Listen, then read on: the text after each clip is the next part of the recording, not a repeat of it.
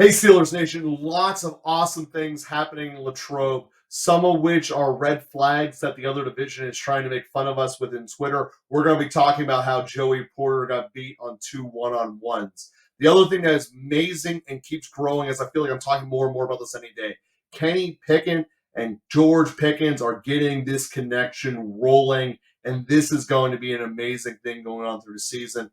And we're going to conclude the episode with 2 other tidbits, one about Kenneth Green, and the other one about Minka Fitzpatrick's complete and utter work ethic.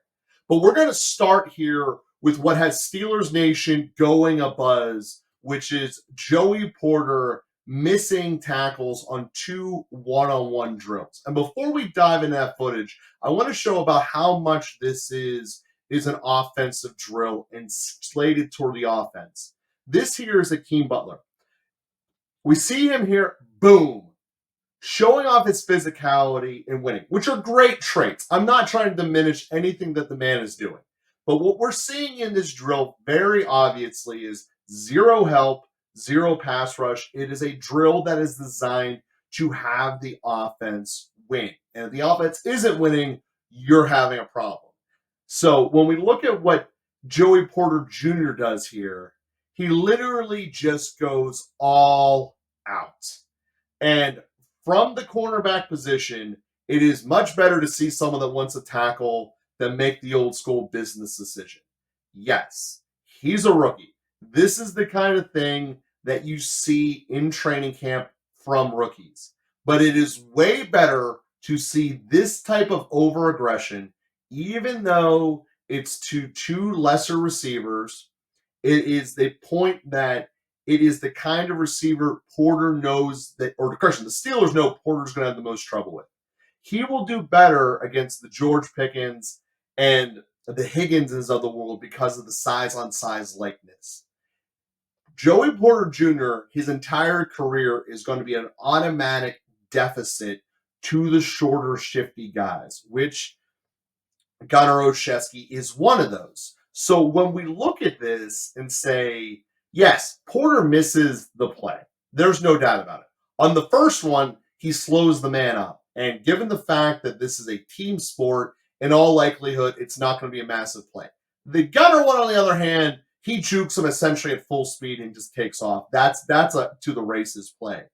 But again, there's a couple of key things that are exhibited in this series of reps that are not going to be exhibited in the actual game plan. First, Porter's not going to be that far off of the ball. It's just not how he plays. It's not how he played at Penn State. He's a much tighter to the line of scrimmage person. Second, he's not going to be by himself out there with no other help. So when we see a short pass like this, it's essentially a wide receiver screen. Very rarely do those go to the house because the rest of the defense overall has the speed to break it down. And that doesn't matter about what team we're talking about. Sure, we see the individual exceptions on SportsCenter when the guy goes crazy and all the highlights love it. But the reality is a wide receiver screen pass is typically a failure of a play when we judge it based upon success rate and failure rate. And the quick breakdown of that is on first down, did you get at least 5 yards? On second down, did you get at least half of the yards to the distance? And on third down, did you get the conversion? Wide receiver screens are a failing play. There's no way around that. So even though Porter misses here, with the aggressiveness, knowing that A, it's cheated towards the offense, B, it's not the way he normally plays anyway. He has to respect the drill because that's what the coaches want him to do. But on Sunday, it's not going to really be that applicable to him. And when we look at this and say, it doesn't mean there's any long-term ramifications coming out of this. And I'm seeing things from Twitter from the division saying that we just busted on the pick and how stupid are the Steelers for taking Joey Porter. That is not the case at all. This is not going to be a massive setback. It is an indication, Steelers Nation, to the type that he's going to have trouble with, which is the short shifty. But that's the joy of how the Steelers built this secondary. He doesn't need to be on the short shifty. We have smaller people who are capable of doing that. We brought in Neal for one of those purposes. So when we look at this and say it was a drill where the Steelers put the rookie in a position where he was going to be at a disadvantage, and he wasn't able to step up to the challenge. That's okay. He will eventually. Let's remind the great coverage he had earlier in camp on Pickett. Granted, he lost the rep because Kenny made a great throw to George, and George brings in a crazy ball here. But that's great coverage, and 9 times out of 10, it's not going to work.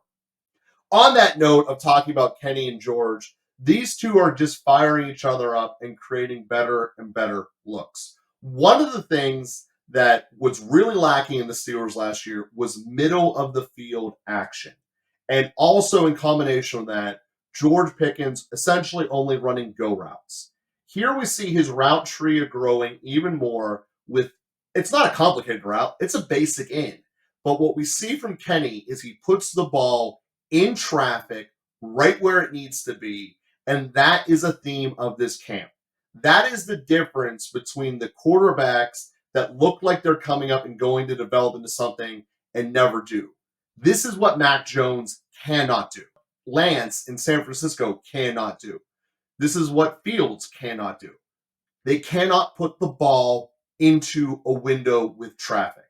Kenny is doing that. That is what separates the quarterbacks that are gadgets that fizzle out and will not last in this league to ones that will become 10-year starters. This ability that Kenny is showing is fantastic.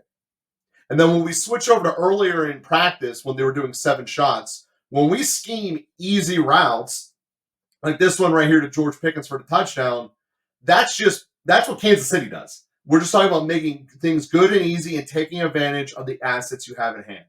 Now, this is the possibility that can happen. As George Pickens is showing he can catch it and Kenny can put it in tight windows, this is the birth that we saw with Ben and Brown. Difference, obviously, in the body types of both of them. Kenny is smaller and George is bigger than their respective back in the day counterpoints. But this is something that can be amazing.